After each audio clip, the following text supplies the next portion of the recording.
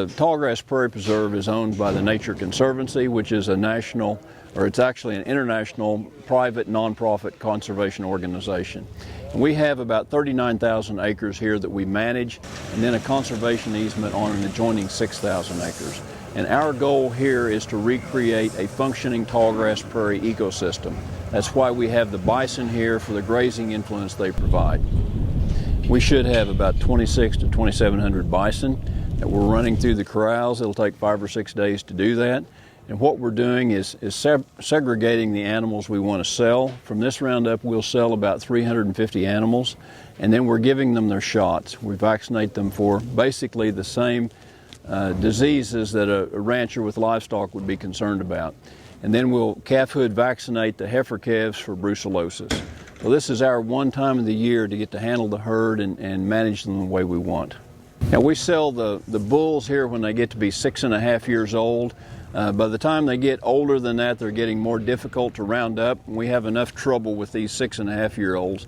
They can weigh up to 1,850 pounds. And then we're selling the cows when they get to be 10.5, because after that they still have a productive life, but their calf frequency drops. So we have basically a young female herd. And then we're selling a number of 2.5-year-olds. We try to sell about as many animals as we have calves born each year.